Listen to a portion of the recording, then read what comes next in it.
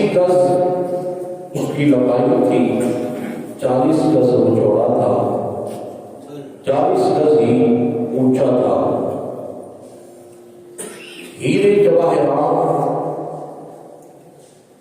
اس پہ جڑے تھے،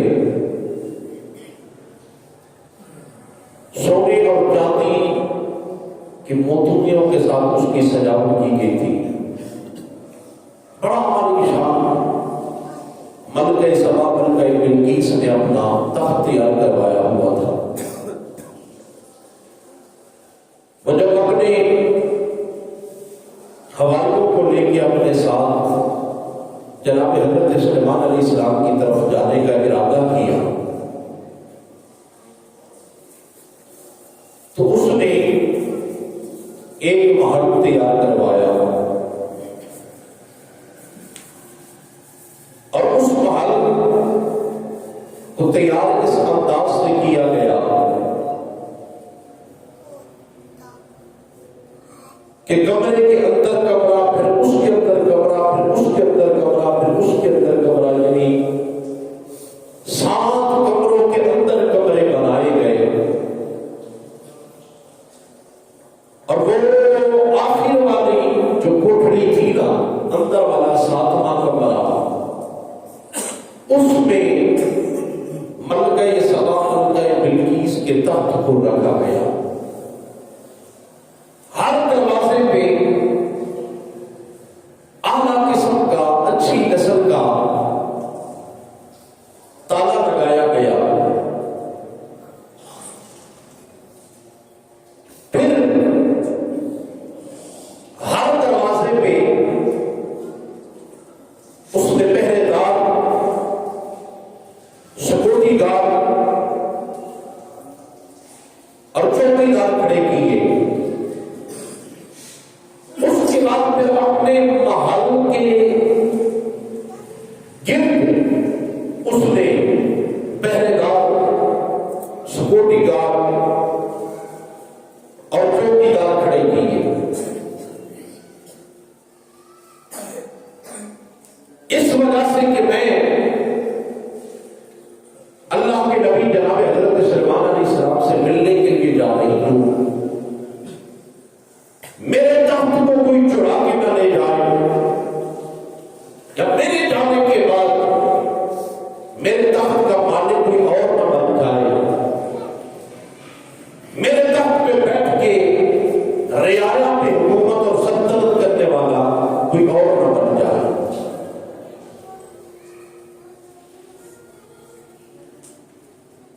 سات کوٹھڑیوں کے اندر تخت کو بند کر کے، تالے لگا کے، چوکی دار، پہرے دار کھڑے کر کے، ملکہ سبا ملکہ بلقیس جناب حضرت سلیمان علیہ السلام کی طرف اس نے اپنا سفر شروع کیا۔ اور جناب حضرت سلیمان علیہ السلام کے پاس پہنچنے کے لیے 3 میل کا سفر اس کا رہتا ہے۔ جناب حضرت سلیمان علیہ السلام کو خبر مل گئی کہ ملکہ بلقیس ان کے پاس آ رہی ہے، تو جناب حضرت سلیمان علیہ السلام نے اپنے درباریوں کو اکٹھا کیا، اپنے لشکر کو اکٹھا کیا، اور اکٹھا کر کے اپنے لشکر کو، اپنے درباریوں کو، اور جناب حضرت سلیمان علیہ السلام کے لشکر میں انسان بھی ہے، جنات بھی ہے، شیطان بھی ہے، جانور بھی ہے، پرندے بھی ہیں، کائنات عالم کی ہر چیز آپ کے لشکر میں موجود ہے۔ ان سب کو اکٹھا کر کے فرمایا، یا ایھا الملأ ایکم یاتینی بعرشھا، فرمایا میرے درباریوں تم میں سے کون ہے جو ملکہ بلقیس کا تخت میرے پاس لے کے آئے، قبل ان یاتونی مسلمین، اس کے آنے سے پہلے، اور وہ آتے ہی میرے حضور فرما بردار بن جائے، مسلمان ہو جائے۔ اور جناب حضرت سلیمان علیہ السلام ملکہ بلقیس کا تخت منگوانا کیوں چاہتے تھے؟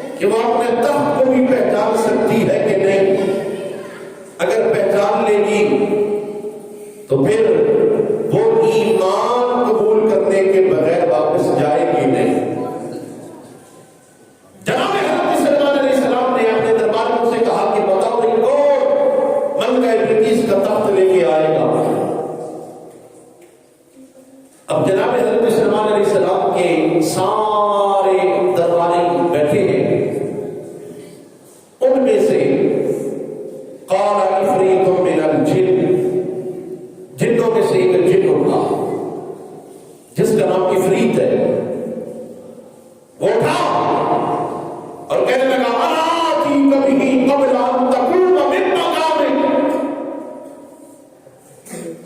عرض کرنے لگا اے اللہ کے نبی میں ملکہ بلقیس کا تخت لے کے آؤں گا۔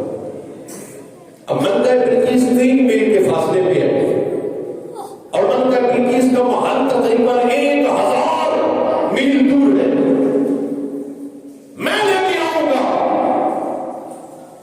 جناب حضرت سلمان علیہ السلام فرمانے لگے بتاؤ کتنی دیر میں لاؤ گے، کتنا وقت لگے گا، کتنا ٹائم لگے گا؟ وہ کہنے لگا قبل ان تقوم من مقامک، آپ کی محفل ختم ہونے سے پہلے ملکہ بلقیس کا تخت آ جائے گا، آپ کی محفل ختم ہونے سے پہلے۔ اور پھر کہنے لگا وَإِنِّي عَلَيْهِ لَقَوِيٌّ أَمِينٌ، اللہ نے مجھے طاقت والا بھی بنایا ہے اور اللہ نے مجھے امانت دار بھی بنایا ہے، میرے اندر طاقت بھی بڑی ہے، میں امین بھی۔ یہ جن کلام کر رہا ہے،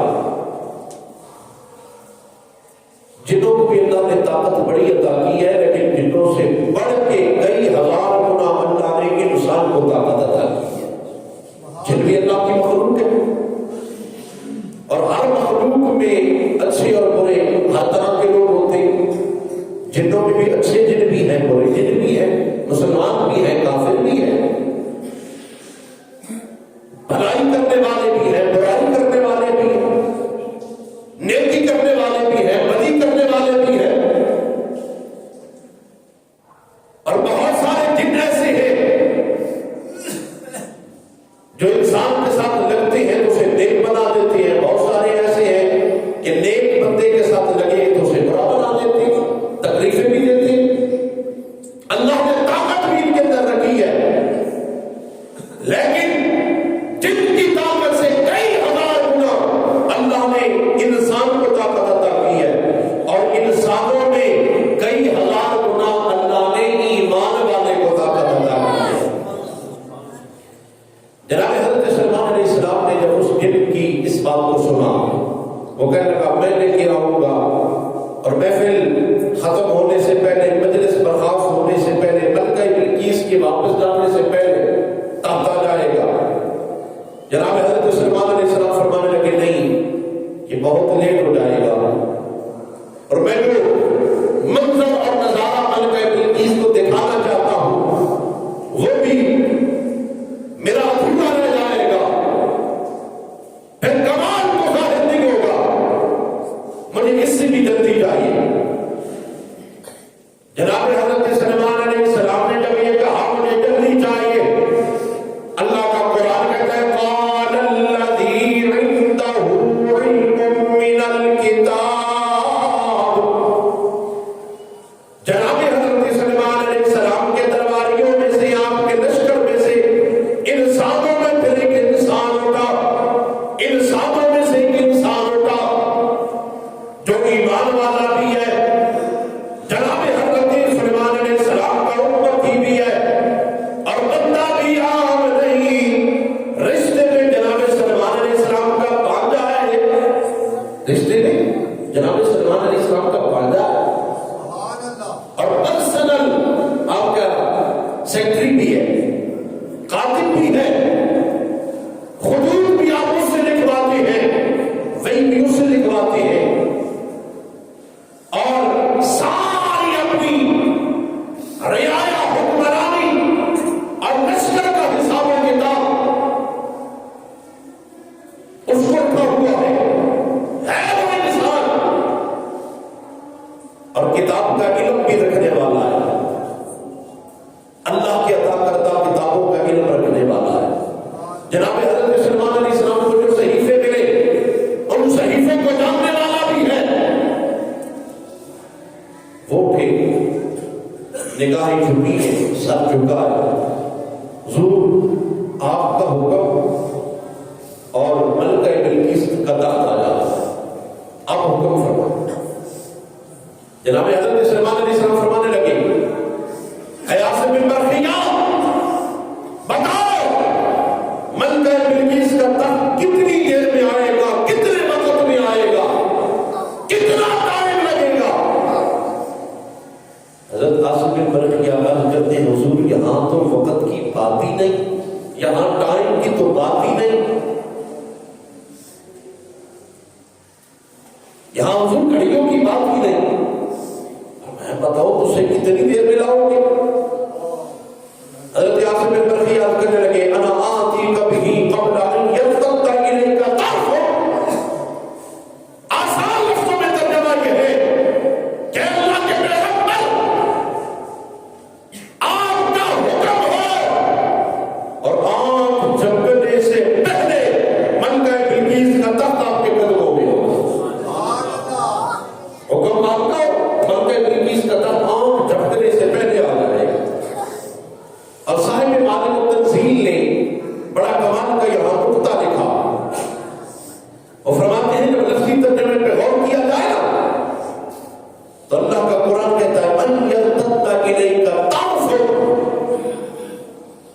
فرمایا طرفک سے مراد یہ ہے کہ آنکھ کو اپنی طرف لوٹانا،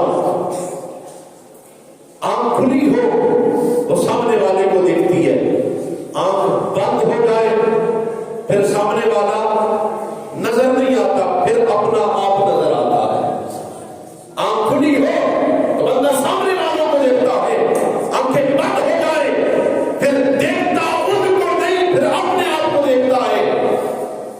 جناب حضرت عاصم بن برقیہ عرض کرنے لگے اللہ کے نبی آپ اپنی آنکھ بند نہ کرنا، آنکھ بند نہ کرنا، آنکھ بند نہ کرنا، آپ کی نظر مجھ پہ رہے گی، آپ کے نظروں کی وجہ سے آنکھ بند کرنے سے پہلے ملکہ بلقیس کا تخت آپ کے پاس آ جائے گا۔ اے کتاب کا علم رکھنے والے، اللہ کے نبی حضرت سلمان علیہ السلام کے رشتے میں بھانجے بھی ہیں، پرسنل سیکرٹری بھی ہیں، کاتب بھی ہیں، اللہ کے ولی بھی ہے، لیکن کہا یہ سارے منصب اور سارے کمال اپنی جگہ پہ، لیکن اللہ کے نبی کی نظر جس پہ ہوتی ہے کمال اللہ والوں کی نظروں میں ہوتا ہے۔ اللہ کے نبی آپ اپنی نظر مجھ سے ہٹانا نہ، اور آپ کے نظروں کی کمال کی وجہ سے ملکہ بلقیس کا تخت آ جاتا ہے، اور ملکہ بلقیس 3 میل کے مسافت میں ہے، 1000 میل سے زائد دور ملکہ بلقیس کا محل ہے۔ اور جناب حضرت سلمان علیہ السلام نے جب عاصم بن برقیہ کی بات کو سنا، کہا کہ لا ملکہ بلقیس کا تخت فلما رآہ مستقرا عنده، جناب حضرت عاصم بن برقیہ جناب حضرت سلمان علیہ السلام کی برگاہ میں عرض کرنے لگے اے اللہ کے نبی ذرا آنکھ میرے اوپر دیکھ کے نہ مجھے دیکھ کے آنکھ کو بند کیجئے۔ حضرت سلمان علیہ السلام نے اپنے غلام جناب حضرت عاصم بن برقیہ کو دیکھا، آنکھ بند کی، کہا آنکھ کھولیے، جب آنکھ کھلی تو ملکہ بلقیس کا تخت جناب سلمان علیہ السلام کے قدموں میں پڑا ہے، جناب حضرت سلمان علیہ السلام کے قدموں میں پڑا ہے۔ اور جناب حضرت سلمان علیہ السلام کہنے لگے عاصم بن برقیہ تو نے تو کمال کر دیا ہے۔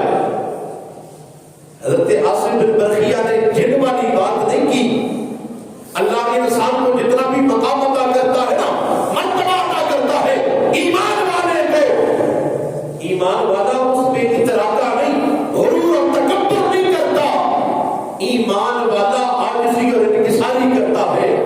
جناب حضرت سلمان علیہ السلام فرماتے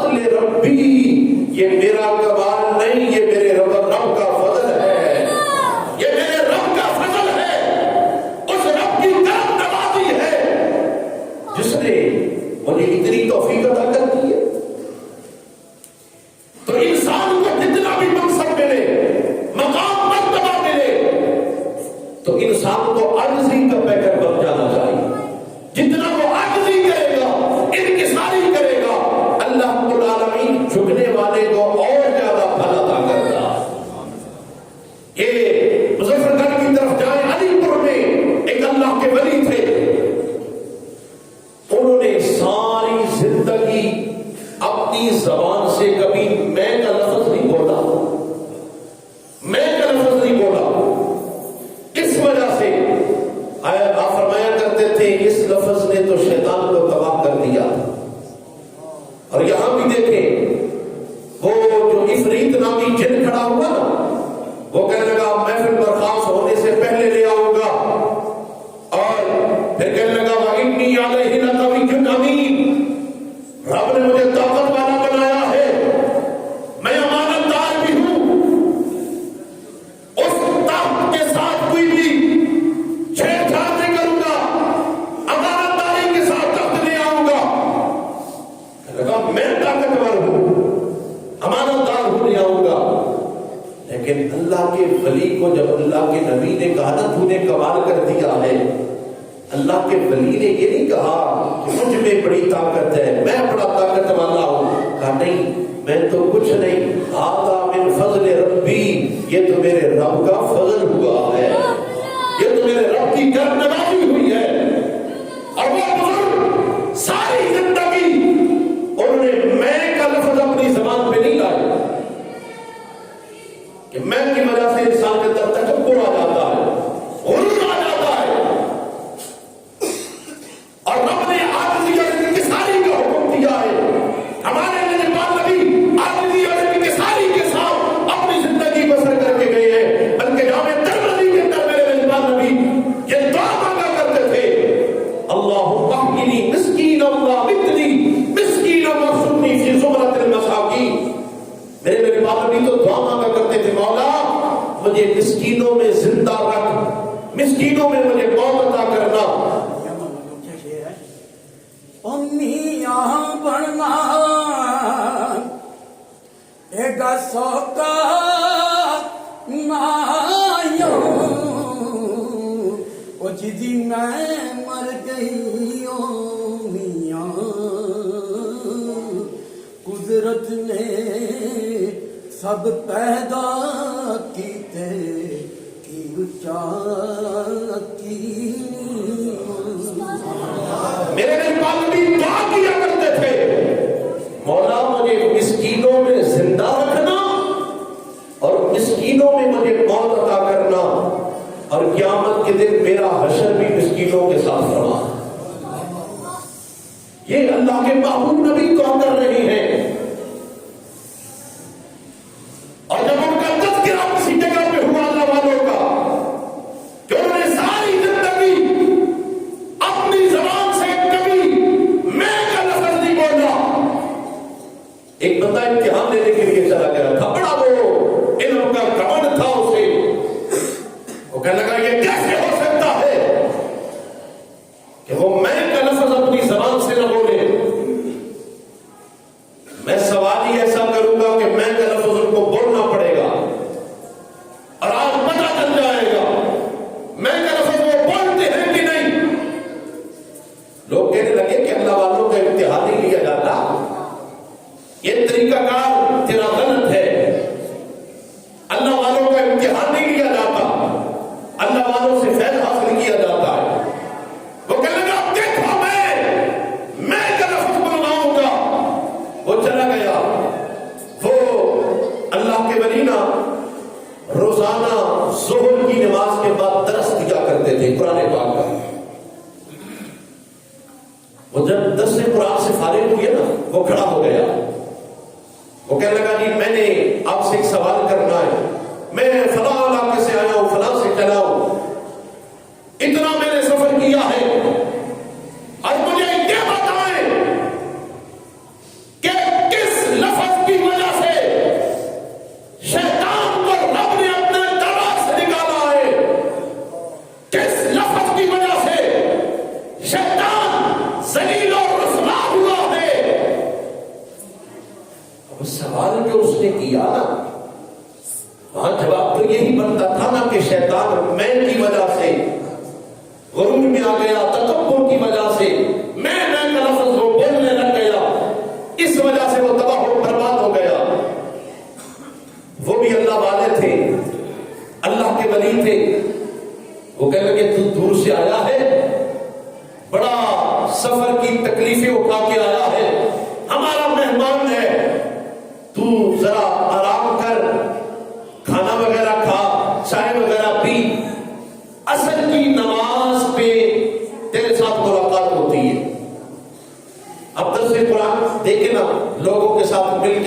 حجرے میں چلے گئے، عصر کی نماز پڑھانے کے لیے تشریف لائے، عصر کی نماز پڑھا کے نہ سلام پھیر کے آپ فرمانے لگے وہ کون تھا جس نے بھائی سوال کیا تھا، وہ کون ہے، وہ جو سفر کر کے آیا ہے وہ کون ہے؟ وہ سب سے کھڑا ہوا، وہ کہنے لگا جی میں ہوں۔ فرمایا جو لفظ تو نے بولا ہے نا، اسی لفظ نے شیطان کو تباہ و برباد کیا ہے۔ جو لفظ تو بول رہا ہے، اسی لفظ نے شیطان کو تباہ و برباد کیا ہے۔ شیطان ذلیل و رسوا ہوا ہے، رب کے دربار سے نکلا ہے، ذلت کا تاج اس کے سر پہ آ گیا ہے۔ اب وہ دھاڑے مار کے نہ چیخی مار مار کے رونے لگ گیا۔ لوگوں نے کہا کیا ہوا تجھے؟ سوال پوچھنے آیا تھا، تجھے سوال کا جواب مل گیا۔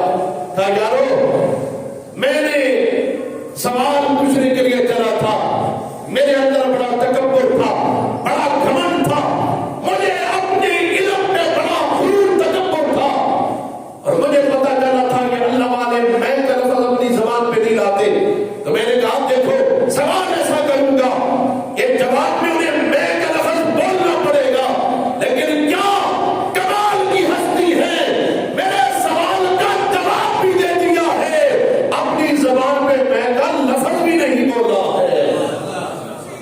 اور یہاں بھی افریت نامی دل کہنے لگا انی علیہ لکوی جو نبی، میں طاقت والا بھی ہوں اور امانت دار بھی ہوں۔ یہ جن کہہ رہا ہے میں کا لفظ بول رہا ہے۔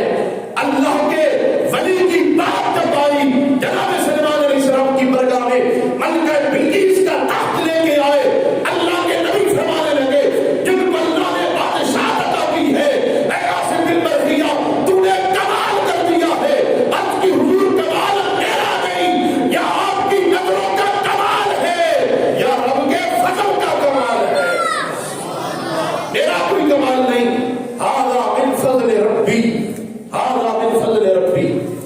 اور ایک بات اور بھی سننا، ہم بھی جب اپنے گھر بناتے ہیں نا، اپنی کوٹھیاں بناتے ہیں، وہاں پہ بورڈ لگایا جاتا ہے ھذا من فضل ربی۔ ذرا اس چیز پہ بھی سوچنا چاہیے کہ ہم نے لکھ تو دیا یہ اللہ کا فضل ہے، کبھی ہم نے اپنے گربان میں جان کے دیکھا کہ ہم نے لوگوں کا خون کتنا چوسا ہے، ہم نے اپنی بہنوں کا حق کتنا دبایا ہے، ہم نے اپنے بھائیوں کا حق کتنا کھایا ہے، ہم نے غریبوں کو بے ظلم کتنا کیا ہے، لوگوں کی جائیدادوں پہ قبضہ کتنا کیا ہے، لوگوں کے مالوں پہ قبضہ کتنا کیا ہے۔ مال لوگوں کا ہڑپ کر کے کوٹھی بنا کے بورڈ لگایا جاتا ہے ھذا من فضل ربی، یہ اللہ کا فضل ہے۔ یہ بورڈ لگاتے شرم نہیں آتی؟ پہلے رزق حلال کما، رزق حلال کے ساتھ اگر تو کچی کلی بھی بنا کے ھذا من فضل ربی لکھتا ہے تو کمال ہو جاتا ہے۔ لیکن بات نبی کے